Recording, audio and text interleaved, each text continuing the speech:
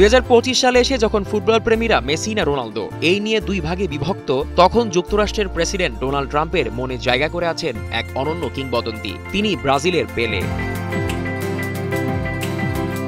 FIFA club বিশ্বকাপের final দেখতে গতকাল নিউ জার্সির মেটলাইফ স্টেডিয়ামে উপস্থিত ছিলেন ডোনাল্ড ট্রাম্প। পিএসজি ও চেলসির মধ্যকার ম্যাচের বিরতিতে ড্যাজ এনকে দেওয়া সাক্ষাৎকারে নিজের শৈশবের স্মৃতিতে ফিরে যান তিনি। তার ভাষায়, যখন আমি তরুণ ছিলাম কসমোস ক্লাব একবার পেলেকে নিয়ে এসেছিল, তখন এই স্টেডিয়ামে লোকে লোকারণ্য হয়েছিল শুধু ওর জন্য।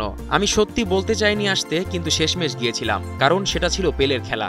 সে ছিল অসাধারণ। আমি বলতে চাই সে ছিল ফুটবলের babe Ruth. Many years ago when I was young, they brought a player named Pele to play. And he played for a team called the Cosmos, and Steve Ross, a friend of mine, Warner Communications, he was the inspiration behind it. And this place was packed. It was an earlier version of this stadium, but right here in the Meadowlands. And it was Pele.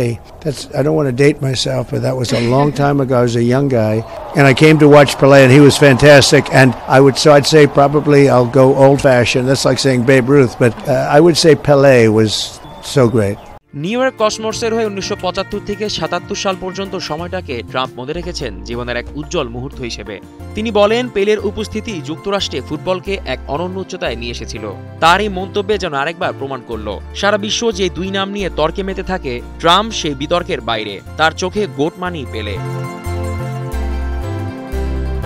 অন্যদিকে গতকালের ফাইনালে Chelsea 3-0 গোলে উড়িয়ে দিয়েছে পিএসজিকে। কোল পারমারের জোড়া গোলে ইউরোপীয় জায়ান্টরা জিতলেও ট্রাম্পের আলোচনার কেন্দ্রে ছিলেন না কোনো বর্তমান তারকা, ছিলেন ফুটবল ইতিহাসের এক মহাতারকা, যিনি নেই তবু রয়ে গেছেন আমাদের সবার মাঝেই।